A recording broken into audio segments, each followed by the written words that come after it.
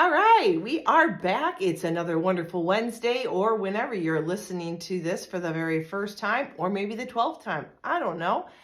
I am Angie, and I am an above knee amputee. This is my podcast, and pretty much me talking to myself about the things that I could do to improve my life. And I hope maybe you get something from it so that you can use it in your own life. I think whether we're on a journey of amputation or medical struggles, relationship issues, or work, it doesn't matter. The ups and downs of life in itself, everyone has to deal with something. And so when we deal with our problems, no matter what they are, we can all use very similar tactics to get through them. Now, in the last 3 weeks, I was discussing the idea of how fear of things can really disable us. It can really stop us from living a full and happy life. And you know what I'm talking about. There's basic fears that you're afraid to take that leap and try something new, to just being afraid of changing your life because change is difficult. Change is something we fear, and change is just an uncomfortable thing, right? So anyways, this week, I'll tell you what, I had a great day today. Let me just divulge. First off, I am sporting my Chicago Portillos right now. Thank you that there are Portillos in Phoenix every once in a while. I'm driving by and I might bring it home. And today was one of those days because I spent the day at a surgery center. Not for myself. It's about time. I'm just there on the other side of the waiting room, which is so weird. I'm not the person that people are waiting for. I got to be there and wait on people that I knew and cared about.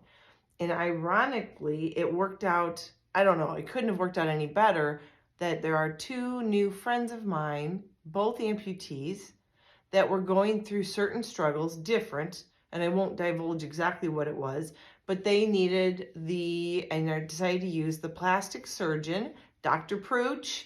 You did awesome for me. Thank you for taking care of my friends today.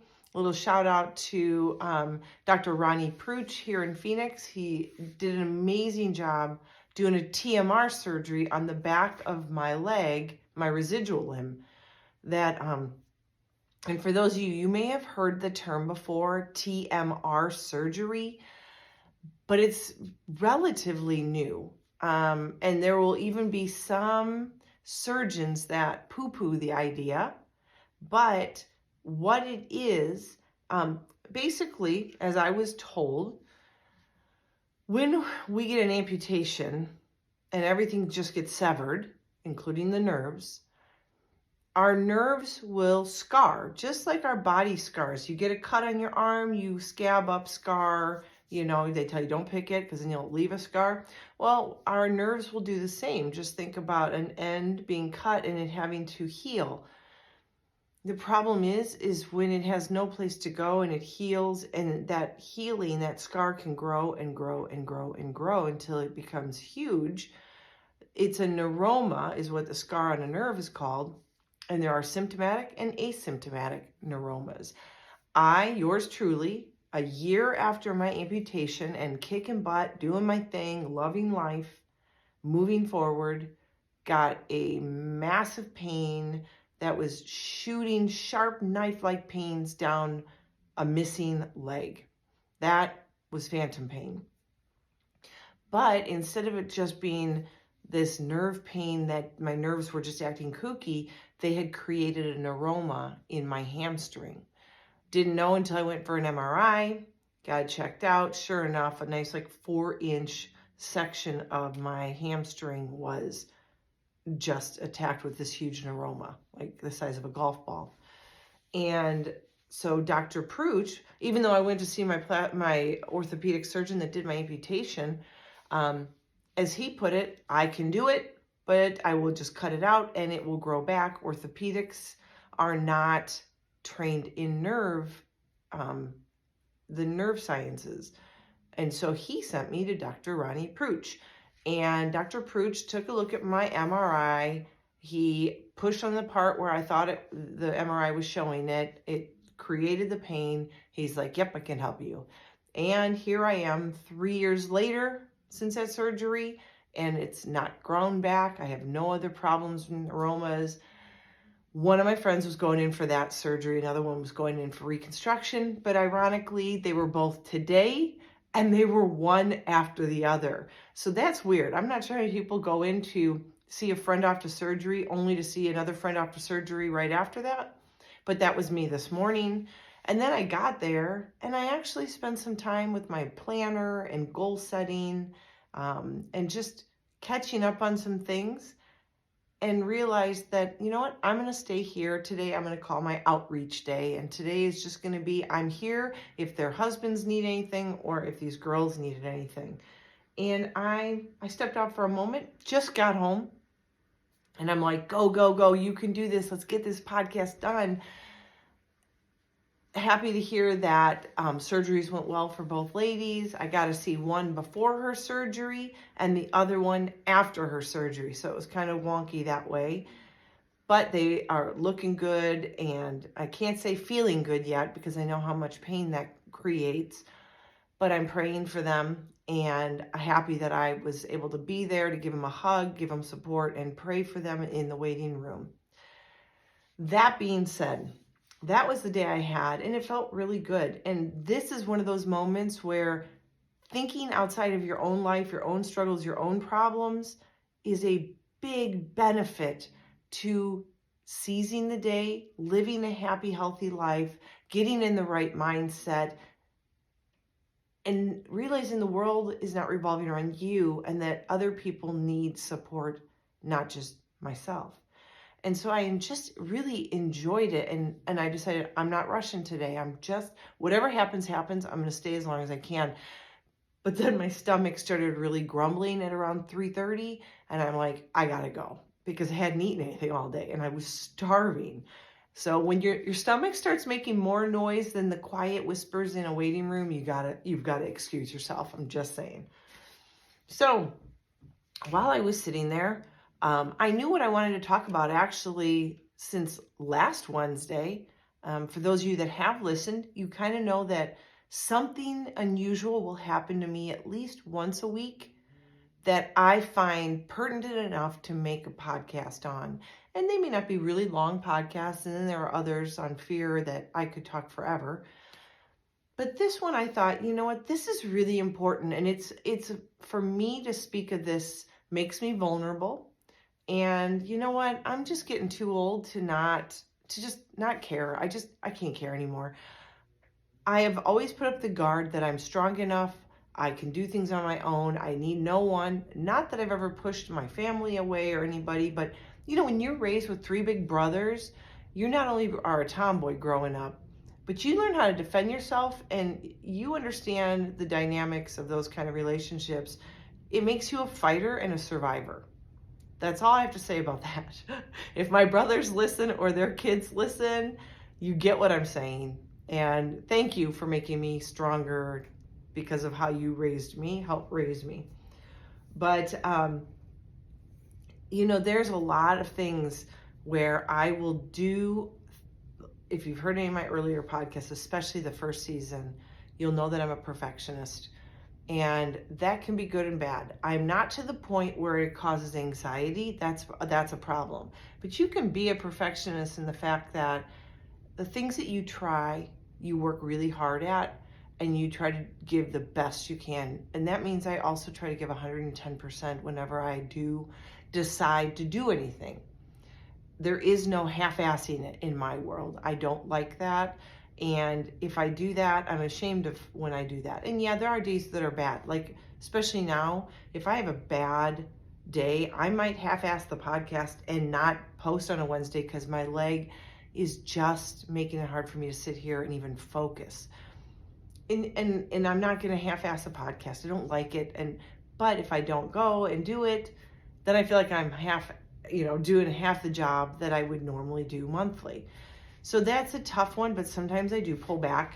Like I said, I don't do it to the point where I'm not a perfectionist to the point where I'm anxiety driven, but I definitely want to give it my all.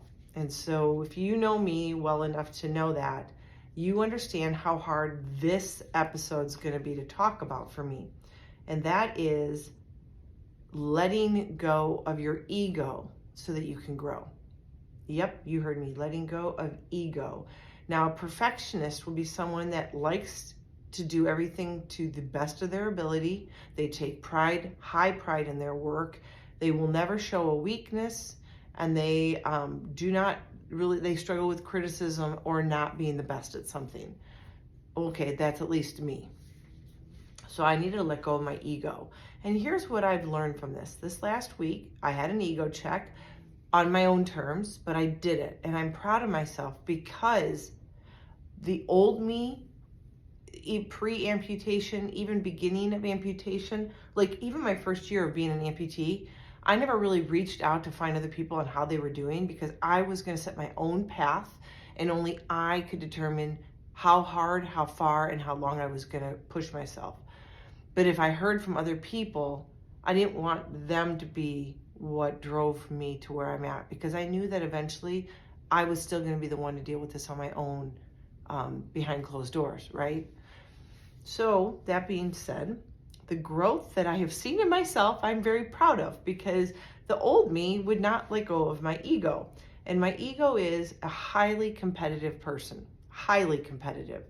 My husband and I, so competitive that when my husband and I went off to college together, at the time dating, we would, for fun, we would go and play racquetball. The problem is, if I felt that he was doing a cheap shot or backhanding it so that I'd whiff, I would get really angry, and then I'd be the one that would hit the ball harder, aiming for the right physics direction so that the ball would ricochet and maybe hit him in the back or the head.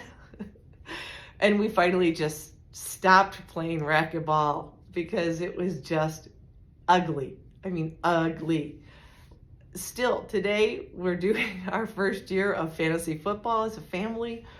And last night was driving me mad because my guy, I was up against my husband this week, and my guy and his guy were neck and neck, well, at the very beginning, and then his guy started blowing me away, and I lost this week by 1 point just because of last night's game. I was like, oh, and he's like, I don't like playing this with you. So there's a problem, I think, there. But I want to tell you about what happened last week, and I'm going to give a really special shout out to a new friend. About January, February, I was at the Y for an interview with our Channel 15 News, Channel 15 or Channel 12, sorry. But did an interview on motivating others by what I do and how I carry myself. And not realizing, but that's what the people at the Y had seen in me, and therefore their head person called up and said, we got a good feel-good story we'd love for you to cover. And you know, I'm totally honored. I love it. It was a great thing, and actually brought some of you to my podcast, which I'm so eternally grateful for. But did that interview, and all of a sudden, someone I had seen a few times at the gym, she's like a complete like lifting buff and personal trainer, but not at the Y, her own. And she started following my Instagram page, so I followed her back. Had not seen her since then. That was like the beginning of the year. Last Monday, I think it was, we ran into each other because I said, this week I'm going to go early. I'm going to get to the gym early and start getting my routine in early. And I ran into her because she works out earlier than I did. So now I'm running into her. Well, never say anything because we were both focused, head down. I don't like talking while I'm working out. But in the locker room, she came in right after me, and she finally said, finally meet. And we said hi, talked. And I was just started talking. We started talking lifting. And I talked to her about how, God, it's so hard to find a variety of exercises that I can handle with my prosthetic, because I try to keep mine on at all times. And I want to lift and gain muscle in the hip flexors and the glutes and the quad if I can, and hamstring if I can, with my prosthetic on. so that my body is used to the heavy weight of lugging it around, so that it doesn't feel like I'm lugging it around. I mean, if you understand this, it's 10 to 12 pounds of plastic and metal. And then you throw on a shoe, and depending on the shoe, each shoe weighs, and ounces matter here, folks. Kicking a shoe through, if it's a boot, it's heavier. You know, you've got to have your at least enough muscles engaged that you can walk normal, because as we get older, walking normal will help the rest of our body maintain integrity. I can't walk with a wobble because I'm weak, because what I'm going to do is weaken my hips and misalign my hips, which will misalign my back, which will misalign my neck. You get where I'm going with this? Then it becomes a muddled mess of ick. So I always work out with my leg on, but I really struggle because if I work out anything specific with my left prosthetic leg and I hit a nerve and put pressure into that nerve, it will be what shoots me through the roof that night with phantom pain, because it just pissed off a nerve. So we were talking about this, and she goes, hey, you ever want to get together? I would love to help you. We can go through and I can show you some of these different things. Because I said, there's some machines out there, yes, that even I haven't attempted as an amputee, because I wasn't sure that if I got myself into it, I'd be able to get out, or I could get in without falling over something. Different machines for the whole body, leg, glute kind of workout. And I'm like, oh, yeah, you know, that routine where like you really don't follow through. But then she texted me later that day. She said, I'm thinking about this. I've got this whole list. And she sent me a PDF file of different exercises that we could try. And I said, that's awesome. She goes, and I'm available any of these days. And I finally just said, you know what? Wednesday morning. So 2 days later. And she's like, works for me. I usually would never ask another woman for advice. So there, I said it. That is my one thing. I'm competitive no matter your sexual gender or anything. I am competitive. That's just how I'm built. I've had 3 big brothers I've competed against. And in the world of sports, I played softball. I had to compete against other people that wanted my position, or if I wanted their position. So, it didn't matter, but I would never have thought I would have asked somebody to help me. So, and keeping in mind that I'm also a personal trainer. So that was another big gulp. So showed up that day, can't even tell you how nervous I was, because I wasn't sure what I'd be able to do, how foolish I might look. And again, I was very vulnerable. And I kind of express this to her when I get nervous. Like I said, I kind of laugh and I joke things off. And she said, you know what? I have a coach. And I was like, really? And she's like, yeah, like we all need our own coach and support system to show us some things that we're missing. And right then and there, tension broke. She showed me some major things I could do. I felt for the first time good muscle pain in my glute and in my hamstring of my residual limb. People, that's huge. I don't have a knee. So engaging hamstring is really, really hard. I can't do anything that makes my leg bend because I don't have a knee. And so I was completely excited and stoked. Usually leg days are crappy days for people. I couldn't wait to turn around on Friday and use what I learned and do my very own leg day for an hour and a half. And sure enough, I was sore, I was tired, but I wasn't frying my nerves. So I'm so excited. And I just told her, I said, listen, I meant what I said. I posted something with her and I in the gym, and I just said, until we let go of our ego, we cannot grow. Because when we fear asking for help or showing a weakness, we feel like we are succumbing to a negative instead of being able to change that to a positive. And I'm going to be stronger in the bottom portion of my body than I ever would if I hadn't asked for help. So letting go of our ego, letting go of those kind of feelings, and realizing we don't know everything and that there is someone out there that can help us in specific areas that are weaknesses to us, we can't grow. You cannot grow without trying something new and failing at it and learning how to pick yourself up, dust yourself off, and try again. And then to ask for more help when help is needed. When it comes to things like lifting, there are so many different ways you can hurt yourself if your feet aren't aligned right, your shoulders aren't aligned right, your hips, your movement. And I wanted it spot on right. And if I had tried it myself, I could have hurt my back or my leg because I wasn't doing it correctly. And so finding those things, fine tuning them, tweaking my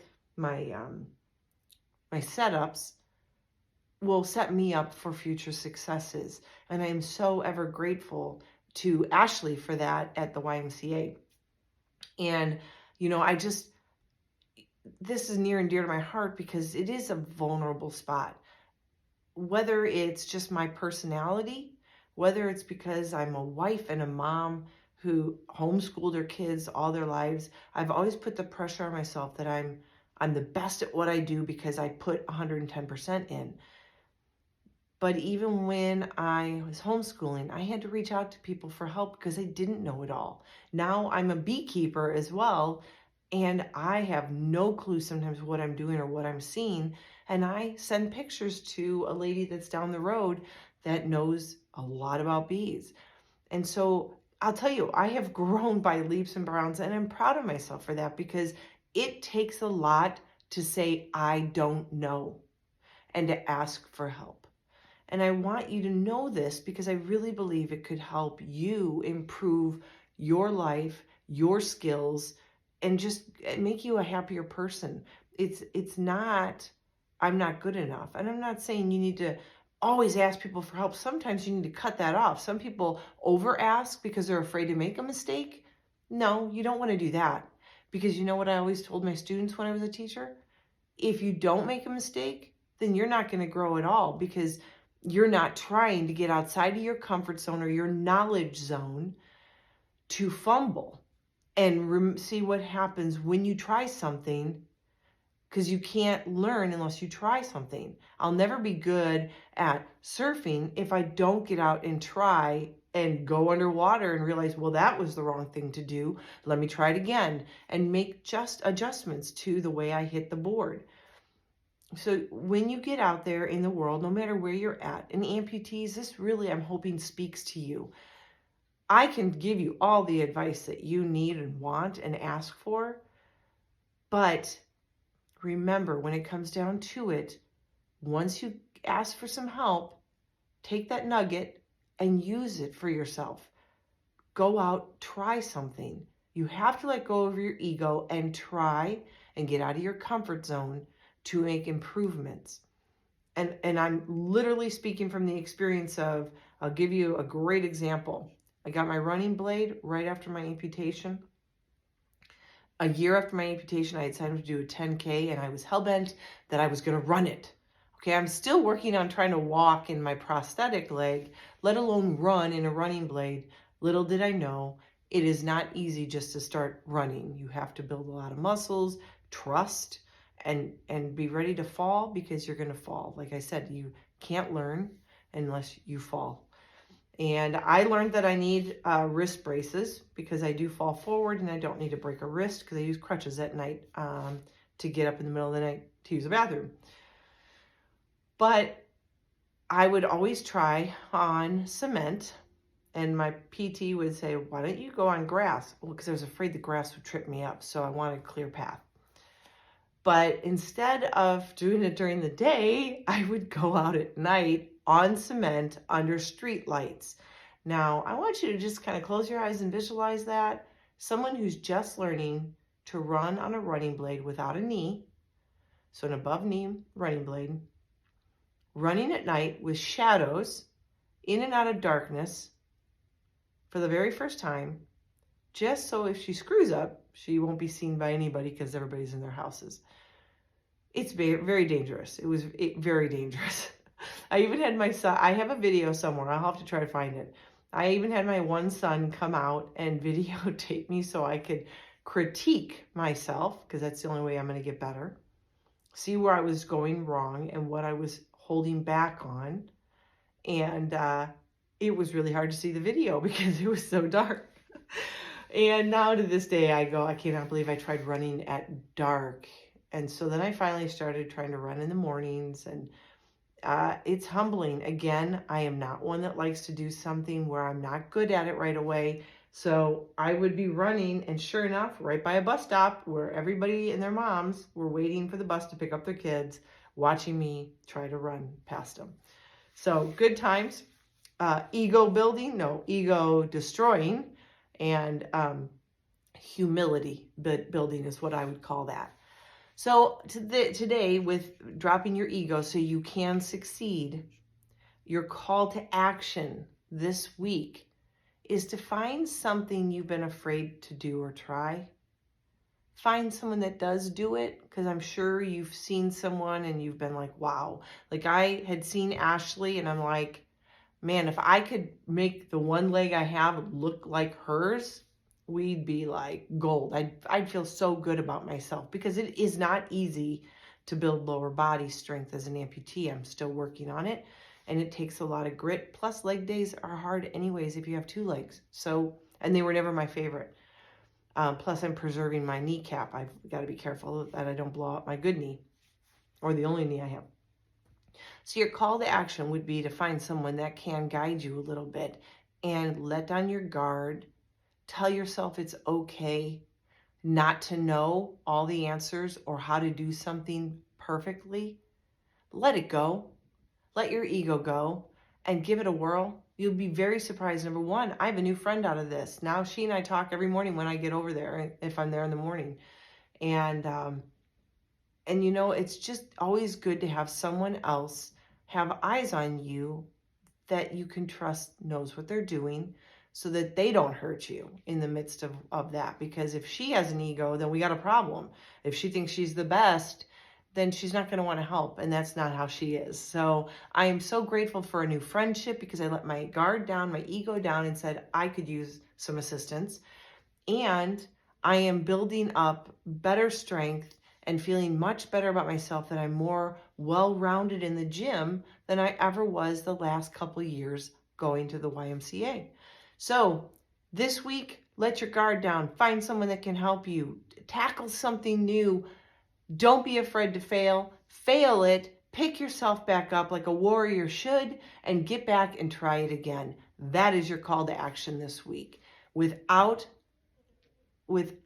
losing our ego and giving ourselves a chance to try something out of our comfort zone, we cannot grow. And amputees, this is especially true for you. When you have to learn to re-walk, I know it's embarrassing. I know it can be hard, because it's new. And if you get the idea that, hey, I'm doing something totally different that most people aren't doing, then that helps you get past the feeling embarrassed by it. But you have to let go of the ego. You're not going to be good at it right away. It takes time. It takes falling, stumbling, and checking yourself. But you can do this. You're a warrior. I know you are. You're strong. Let that warrior out. Get out there, lose the ego, and grow. I know you can do it.